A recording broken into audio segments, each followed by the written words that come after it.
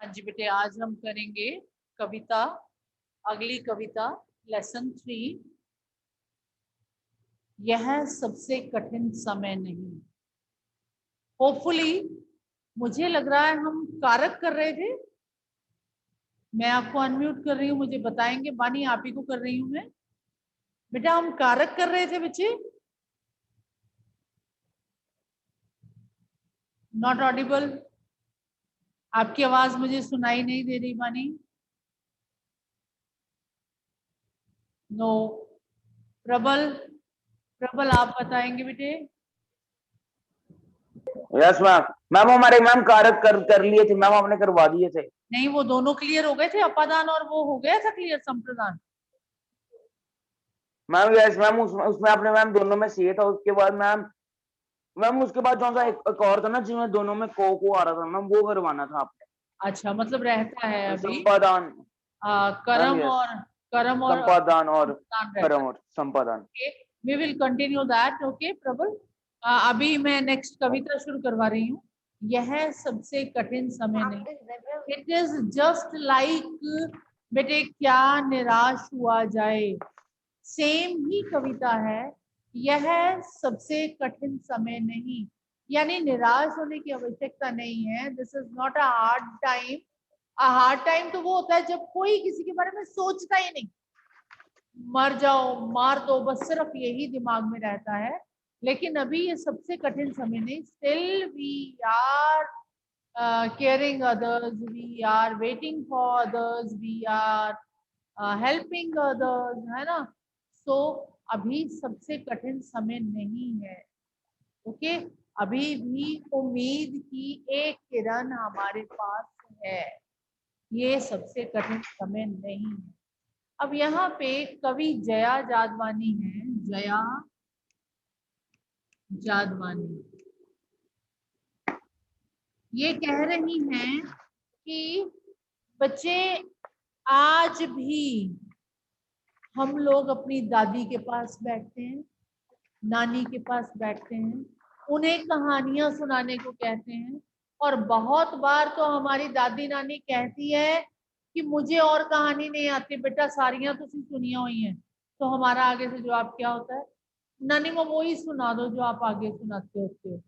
Suggest हम करते हैं, अच्छा वो वाली कहानी सुनाओ, वो जो परी वाली थी, वो जो 7 भाइयों वाली थी।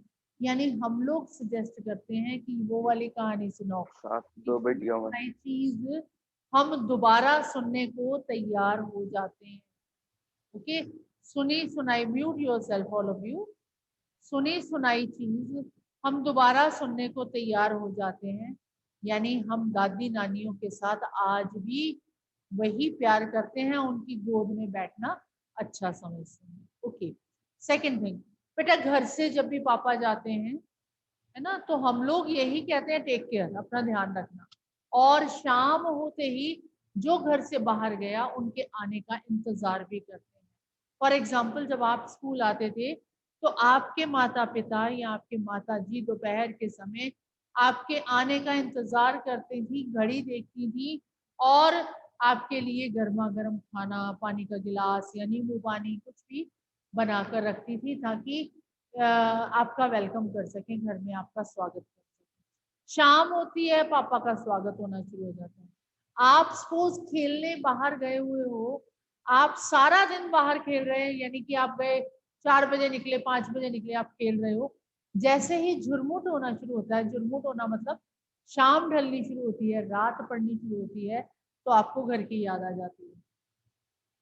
नेरा पै रहा है, घर जाना है ना, अंधेरा हो रहा है तो हमें घर जाना होगा। ओके, आप अपने साथियों को वहीं छोड़ के अपने घर की ओर जाते हो। शाम होती है तो हम देखते हैं पशु पक्षी सब अपने घरों की ओर लौट जाते हैं। छोटे बच्चे को आपने देखा होगा, सारा दिन खेलता रहेगा। जैसे ही अंधेरा होता है, रात होती है बेटे, उसे अपनी माँ की गोद याद आ जाती है। वो रोना शुरू कर देता है अपनी माँ के लिए।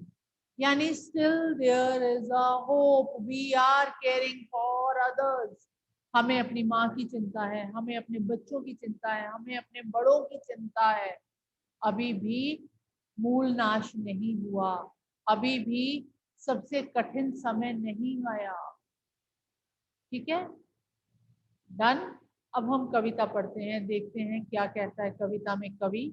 कवित्री, वैसे तो कविता की कवित्री है, कवित्री।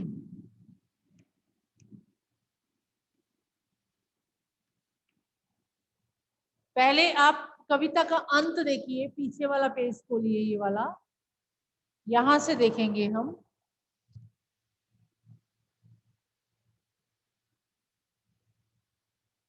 घर में बड़े बूढ़ों द्वारा बच्चों को सुनाई जाने वाली किसी एक कथा की जानकारी प्राप्त कीजिए जिसके आखिरी हिस्से में कठिन परिस्थितियों से जीतने का उपदेश हो।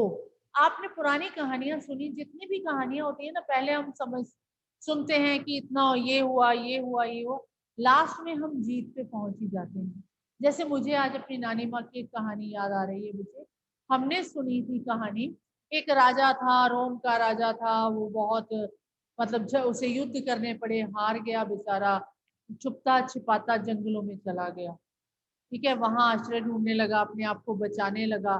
तो क्या हुआ, एक गुफा थी, उस गुफा के अंदर चला गया और आराम करने लगा ताकि वहां वह बच सके, सैनिक उसे ढूंढते ढूंढते ना आ जाए, वो दुश्मन की कैद में ना चला जाए। बिल्कुल हार चुका था, बिल्कुल थक चुका था, उसके पास अब उत्साह नाम की चीज नहीं थी। तो क्या हुआ, उसने वहां आराम कर रहा था, जैसे ही वो आंखें बंद की उसने, उसे नींद आ गई, नींद से उठा तो क्या देखता है, एक मकड़ी ऊपर जाला बना रही है लेकिन नीचे गिर गई है, जाले तक पहुंचने का सोच रही है, बार बार चढ़ती है, बार बार गिरती है, बार बार चढ़ती है, बार बार गिरती है, लेकिन हिम्मत नहीं हारती और अंत में अपने जाले तक पहुंच ही जाती है और जाला कंप्लीट कर लेती है। और मकड़ी के लिए जाला उसका घर होता है, आपको मालूम है। ठीक है, कोई फर्क नहीं पड़ता उसे, वो जाले पे अपना कंप्लीट कर लेती है, घर कंप्लीट कर लेती है। यानी हमने उस राजा के बारे में सुना कि वो राजा हार के आया था, चुप रहा था, बुरा हाल था, लेकिन मकड़ी को देखकर उसे इंस्पिरेशन हुई। उसने मन में ठान ली कि अगर एक छोटी सी मकड़ी जिसमें हड्डी नहीं है वो हिम्मत नहीं हारेगी, तो मैं तो एक जीता जागता इंसान हूँ, मुझे तो भगवान ने दिमाग भी दिया है, तो मैं कैसे हार सकता हूँ। उसने हिम्मत जुटाई, दोबारा अपनी सेना तैयार की और अपने प्रदेश को जीतने का प्रयत्न किया। यानी कहानियां वही पुरानी पुरानी हम अपनी नानियों दादियों से सुनते हैं और उनकी कहानियों में अंत में हमें कोई ना कोई शिक्षा मिलती है। ओके, अगला दूसरा पॉइंट देखिए, आप जब भी घर से स्कूल जाते हैं कोई आपकी प्रतीक्षा कर रहा होता है। सूरज डूबने का समय भी आपके खेल के मैदान से घर लौट चलने की सूचना देता है। दोनों चीजें मैंने बता दी आपको कि घर में कोई आपकी प्रतीक्षा कर रहा है। प्रतीक्षा करने वाले व्यक्ति के विषय में आप क्या सोचते हैं, मम्मा डांटेंगी, मम्मा ये कहेंगी, मम्मा वो कहेंगी, मतलब इस तरह सोचते हैं। No need to write. Okay, आगे, अंतरिक्ष के पार की दुनिया में क्या सचमुच बस आती है जिससे खतरों के बाद भी बचे हुए लोगों की खबर मिलती है? ये तो हमारी काल्पनिक कहानी है ना, अंतरिक्ष के पार से बस आती है, बचे हुए लोग हैं। ये हमारी दादी नानी की बताई हुई कहानियां हैं। खतरे मीन्स हमारे एंसेस्टर्स ने, हमारे पूर्वजों ने भी बहुत मुसीबतों का सामना किया और यहाँ तक आए, प्रगति करते रहे। बेटा आपने लास्ट ईयर लेसन पढ़ा था अक्षर का महत्व, लास्ट टू लास्ट ईयर पढ़ा था शायद। मतलब वो छोटे से अक्षर, अभी तो लिखना कितना आसान है कवित्री, फिर भी हम स्पेलिंग गलत कर देते हैं। ये अक्षर जब बने होंगे, किसको क कहना है, किसकी साउंड ब होनी है, किसकी य होनी है, किसकी त्र होनी है, कहाँ संयुक्त, मतलब कितना लंबा प्रोसेस है। तो कितने लंबे प्रोसेस के बाद कहीं शब्द बना, शब्द के बाद वाक्य बना। यानी स्टिल वी आर प्रोग्रेसिंग, हम आज भी उन्नति की ओर बढ़ रहे हैं। ओके, तो इस समय मैं कविता पढ़ने जा रही हूँ, आप भी पढ़ेंगे और मैं भी पढ़ूंगी ये कविता, इकट्ठे मिलके हम लोग कविता पढ़ते हैं। देखिए कविता है, यह सबसे कठिन समय नहीं, नहीं, ये सबसे कठिन समय नहीं है। यानी हमारा जो एंथुसियाज्म, उत्साह को छोड़ने का समय नहीं है। कठिन समय नहीं है मीन्स हमने हिम्मत को नहीं छोड़ना, हमें हिम्मत को बनाए रखना है। नहीं, ये सबसे कठिन समय नहीं है, अर्थात हमें मुश्किल में अपनी हिम्मत को नहीं छोड़ना और कठिनाइयों से डर के भागना नहीं, कठिनाइयों का डर के सामना करना है। और हर कठिनाई को इतना बड़ा नहीं समझ लेना कि यही बस कठिनाई है, इससे बड़ी हो ही नहीं सकती। ठीक है। अभी भी दबा है चिड़िया की चोंच में तिनका। ओके, सेकंड लाइन तो बहुत ही ब्यूटीफुल है। अभी भी दबा है चिड़िया की चोंच में तिनका। अब चिड़िया चोंच में तिनका क्यों दबाती है, आप बताएंगे मुझे, मैं नहीं बताऊंगी। बेटा, चिड़िया ने तिनका दबाया, चिड़िया चोंच में तिनका क्यों दबाती है? Raise your hand. आप सबको मालूम होगा। आई हैव सीन ब्यूटीफुल घोंसला, मतलब इतने इतने सुंदर घोंसले मैंने अपने वातावरण में देखे हैं, मैं आपको बता नहीं सकती। इतनी सुंदर सुंदर शेप, टोकरी की शेप में तो चिड़िया बनाती ही है घोंसला। ठीक है, we have seen this shape also. और मजाक नहीं है, मैंने ये शेप खुद देखी है अपनी आंखों से।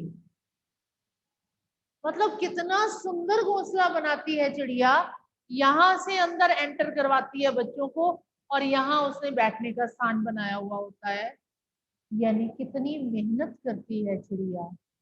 तो चिड़िया तिनका क्यों उठाती है? घोंसला बनाने के लिए। ठीक है, घोंसला बनाने के लिए तिनका उठाती है। और घोंसला क्यों बनाती है चिड़िया? अपने बच्चों को सुरक्षित रखने के लिए, अपने अंडों को सुरक्षित रखने के लिए। ठीक है, आपके मम्मी पापा घर क्यों बनाते हैं? आपको सुरक्षित रखने के लिए, है ना। अगर हम रेंट पे रह रहे हैं अचानक, तो हर समय आपने देखा होगा माँ बाप की एक ही चिंता होती है, घर बन जाए अपना, घर बन जाए अपना। ओके, तो चिड़िया तिनका क्यों उठाती है? ताकि अपने बच्चों की रक्षा कर सके, उनके जन्म के लिए उन्हें उचित स्थान दे सके। Write down these two lines. अपने बच्चों की रक्षा कर सके, अपने बच्चों के जन्म के लिए उन्हें उचित स्थान दे सके।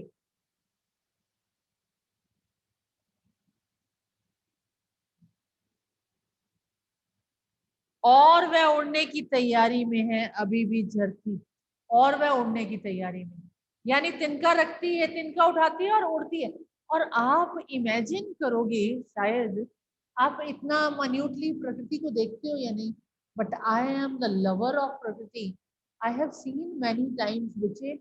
हम, मैंने अपने घर के बाहर एक पेंटिंग लगा रखी है, शायद श्री गणेश जी की है। उसके पीछे चिड़िया ने घोंसला बनाना शुरू किया। कुछ तिनके रखे, मेरे हस्बैंड ने उन्हें उतार दिया, फेंक दिया। नेक्स्ट डे देखा, फिर कुछ तिनके रखे हुए थे, फिर मेरे हस्बैंड ने फेंक दिए। अगले दिन देखा, फिर कुछ तिनके रखे हुए थे, तो उन्होंने मुझे कहा कि आप इसे निकाल दो, नहीं तो चिड़िया घोंसला बना लेगी। मैंने भी सेम ऐसे ही किया। व्हेन आई वाज कलेक्टिंग तिनका वो ना, तो मैंने क्या देखा, बीच में कांटों वाली डंडियां थी। अब अपने बच्चों के लिए उन्होंने कांटों वाली डंडियां क्यों चुनी भाई? वो कांटों वाली डंडियां हम लोगों के लिए थी कि आप लोग घोंसला तोड़ोगे तो आपको हर्ट हो। ठीक है, यानी कि जैसे फेंसिंग है ना, जैसे हम अपने घर के बाहर फेंसिंग करते हैं, क्या करते हैं, दीवारों के ऊपर वो लगवा लेते हैं त्रिशूल से, ताकि चोर अंदर ना आ सके, है ना। या दीवार के ऊपर कांच गुदवा देते हैं तुड़वा के, ताकि चोर उस पर हाथ ना डाल सके। तो ऐसे ही चिड़िया अपने बच्चों को बचाने के लिए, उसकी चिड़िया के लिए तो चोर हम लोग है ना, जो उसके बच्चों को नुकसान पहुंचाएंगे। Few days back I have scene one, घोंसला देखा अशोका के ट्री पे। छोटा अशोका का ट्री था, it's height was this like this. उसके ऊपर एक टोकरी के आकार का, ऐसे ही उसमें दो चिड़िया के बच्चे थे। तो हमारी गली के सारे बच्चे उसी के आसपास थे, and they were looking at that. और बार बार फोटो ले रहे थे। तो मैंने जब देखा तो मैंने उन्हें मना कर दिया कि बच्चे इसको टच मत करना, नहीं तो चिड़िया अपने बच्चों को छोड़ के चली जाएगी। ह्यूमन आदम वो जिसे कहते हैं ना, राक्षस कहते हैं आदम को, मुझे इस आदमी को खाना है। वैसे ही बच्चे जब चिड़िया के बच्चे को या चिड़िया के अंडों को आप हाथ लगा दो तो वो अपने अंडे छोड़ के चली जाती है। ठीक है, इसलिए हमें उनके अंडों को हाथ नहीं लगाना चाहिए। लेकिन चिड़िया तिनका उठाती है अपने बच्चों की सुरक्षा के लिए, उनके लिए घर बनाने को, ताकि उसके बच्चों का जन्म सुरक्षित स्थान पर हो सके। अभी भी झड़ती हुई पत्ती थामने को बैठा है एक हाथ। कोई पत्ता झड़ रहा है, कोई फ्रूट झड़ रहा है, उसे कैच करने के लिए हम लोग होते हैं। अब ये पत्ता झड़ रहा है मीन्स कोई व्यक्ति दुखी है। पत्ता झड़ना मीन्स व्यक्ति का दुख, कोई दुख में डूबा हुआ है, तो वी आर विद देम, हम उनके साथ हैं, उनका हाथ थामने को, उनका साथ देने को। अभी भी भीड़ है स्टेशन पर। स्टेशन पर भीड़ का नाम उसने क्यों लिया? आने जाने वाले लोग हैं, है ना। Few are coming from the house, few are going to the house.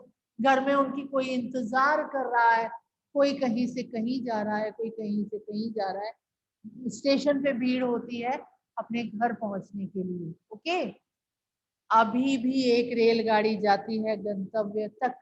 अभी भी लोग रेलगाड़ियों में बैठकर अपनी मंजिल तक जाते हैं। गंतव्य मीन्स मंजिल, द लास्ट स्टॉपेज, जहां कोई कर रहा होगा प्रतीक्षा, जहां कोई उनकी इंतजार कर रहा होगा। अभी भी कहता है कोई किसी को, जल्दी आ जाओ कि अब सूरज डूबने का वक्त हो गया, है ना। हम लोग अपने प्रियजनों को कहते हैं नहीं रात हो गई, तुसी वापस क्यों नहीं आए? आपने देखा नहीं कितनी रात हो गई, है ना। रात के समय बेटे आधा घंटा पापा लेट हो जाए या कोई और लेट हो जाए तो हमारा दिल उछलना शुरू हो जाता है। We wait for our loved ones. Okay, जल्दी आ जाओ कि अब सूरज डूबने का वक्त हो गया। अभी कहा जाता है उस कथा का आखिरी हिस्सा जो बूढ़ी नानी सुना रही सदियों से दुनिया के तमाम बच्चों को। अभी आती है एक बस अंतरिक्ष की पार की दुनिया से, लाएगी बचे हुए लोगों का की खबर। यानी दादी नानी कहानी सुनाती है ना, एक परी थी, वो पता नहीं कहाँ से आई थी, आसमान से आई थी, वो अंतरिक्ष से आई हुई ना। यानी आज भी हम परियों की वो कहानियां सुनने को, जादूगर की कहानियां सुनने को तैयार रहते हैं। ठीक है, नहीं ये सबसे कठिन समय नहीं है, सबसे मुश्किल समय नहीं है। अभी भी हम किसी का इंतजार करते हैं। मुश्किल समय तो तब होगा जब कोई किसी का इंतजार नहीं करेगा। बच्चा क्या कर रहा है माँ को नहीं पता होगा, माँ क्या कर रही है बच्चे को नहीं पता होगा, हस्बैंड क्या कर रहे हैं बीवी को नहीं पता होगा, तब मुश्किल समय आएगा। अभी तो हम लोगों को बहुत जबरदस्त इंतजार रहता है एक दूसरे का। ठीक है, कोशिश करते हैं हम साथ साथ रहें। The poem is over, very simple, very स्पष्ट पोएम बेटे, बिल्कुल साधारण सी कविता थी।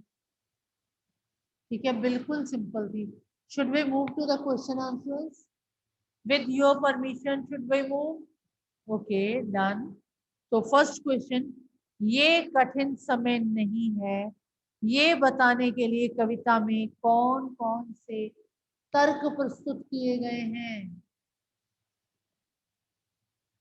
अभी भी चिड़िया अपने बच्चों के लिए घोंसला बनाती है। अभी भी रेलगाड़ियां मंजिल तक लेकर जाती हैं और वहां हमारी कोई प्रतीक्षा कर रहा होता है। अभी भी अंधेरा होने पर माना जाता है अंधेरा घर जाने का संदेश दे रहा है। अभी भी घर घर में दादी नानी से कहानी सुनी जाती है। बस इतने तर्क बहुत हैं। ठीक है, इतने एग्जाम्पल्स बहुत हैं, लाइनें उठाते जाएंगे और लिखते जाएंगे। सेकंड क्वेश्चन, चिड़िया चोंच में तिनका दबाकर उड़ने की तैयारी में क्यों है? ये तो आपको आता है। अपने बच्चों की रक्षा के लिए या अपने बच्चों को उचित जन्म स्थान देने के लिए। ठीक है,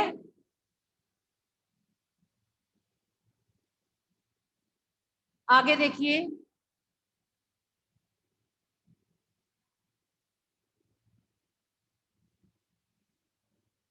बस यही 2 क्वेश्चन हैं, दैट्स ऑल। सिलेबस यानी this poem is also over. Hope है, उम्मीद है आप सबको समझ आ गई होगी बच्चे, अच्छे से समझ आई होगी। Who will read this poem? Anmol Kaur, आपको परमिशन दी है मैंने, पढ़ेंगे कविता।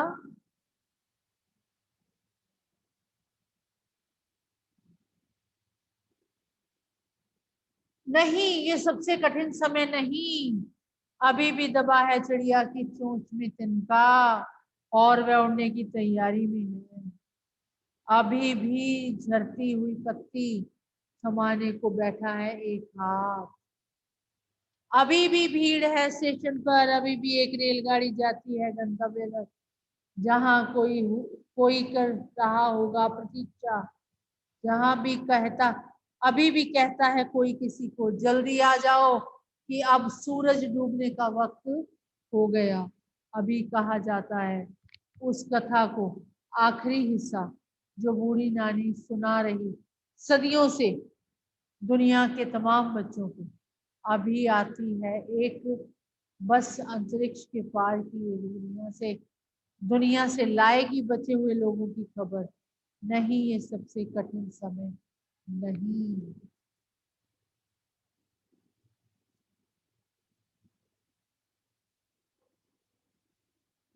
ओके, टाइम अप होने वाला बच्चे, तो उम्मीद है आज ये 2 क्वेश्चंस करेंगे और अपनी पिछली कॉपियां भेजनी शुरू कर दो बेटा चेकिंग के लिए।